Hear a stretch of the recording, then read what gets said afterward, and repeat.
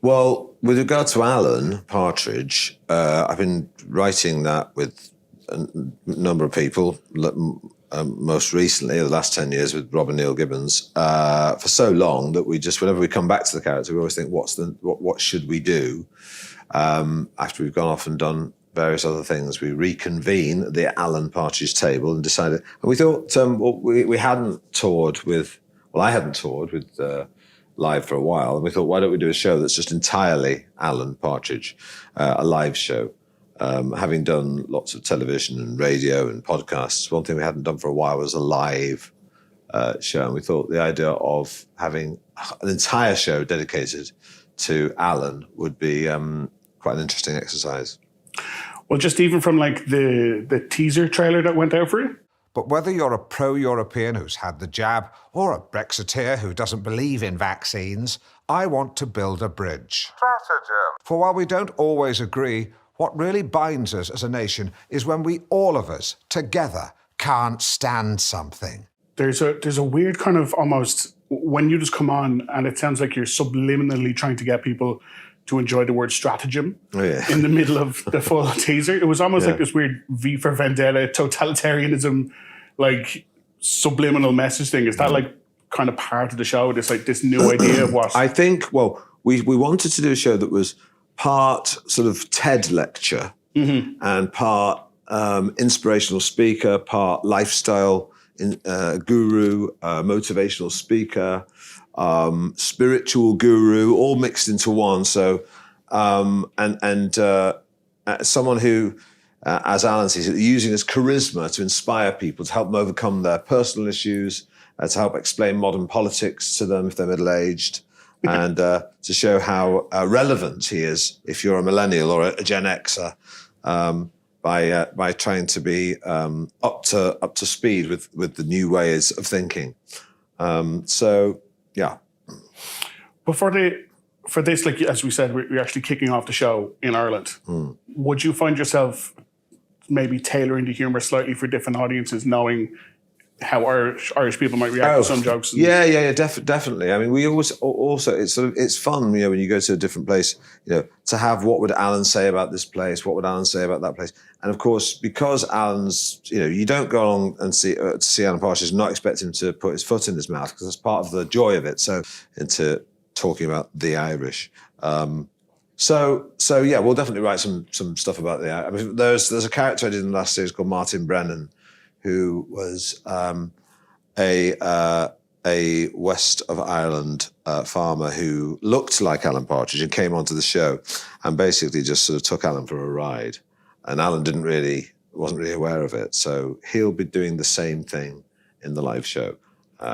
So he'll be there too. So there is actually something that's, although he'll be in all the shows, although he's an Irish character, we're not going to do him just in Ireland. We'll do him everywhere. But we'll certainly talk about, Alan will certainly talk about the Irish in a way that he thinks is quite sensitive. But of course it won't be. It'll be insensitive and ignorant.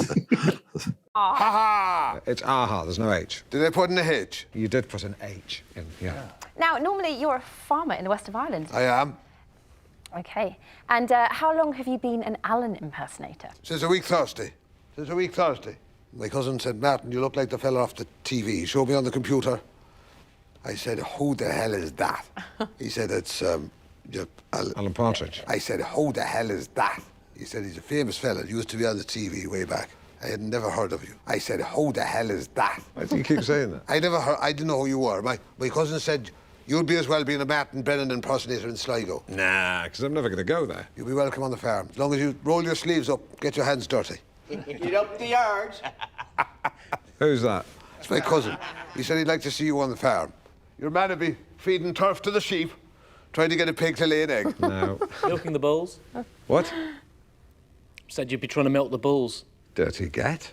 Disgusting. Ha-ha! Aha, there's no H. Ah, that guy did the H again. H. And I've not actually said aha for years. So. Yes, you have. When?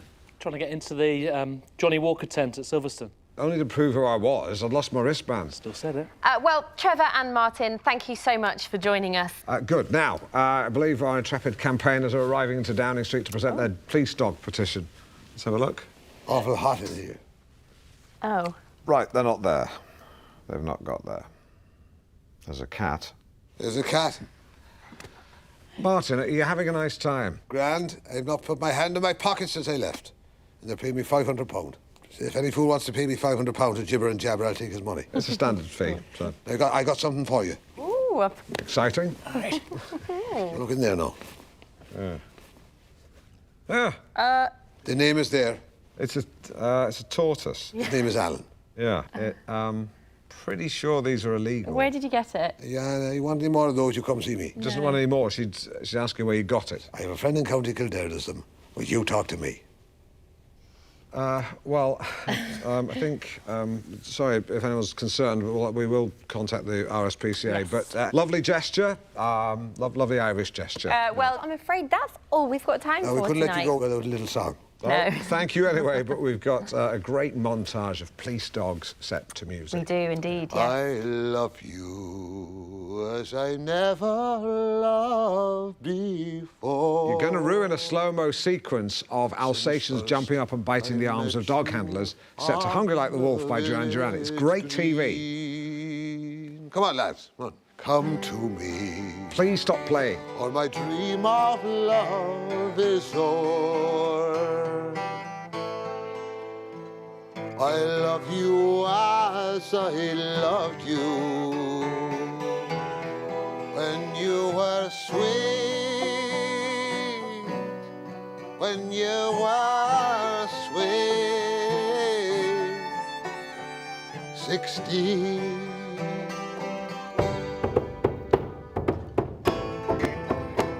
Come out, you black and tan, come and fight me like a man. Show your wife how you won medals down in Flanders. Tell her how the IRA made you run like hell away from the green and lovely lanes of Killeshandra. Armoured cars and tanks and guns came to take away our sons, but every man should stand behind the men behind the wire. Come on, Simon! Armoured cars and tanks and guns came to take away our sons, and every man should stand behind the men behind the wire. Ah, that was grand, that. Yeah, that's mighty. Yeah. 00 feckin' bollocks. Oh, my God, that was like an advert for the IRA. Who are we going to blame? Find out who booked them and sack her.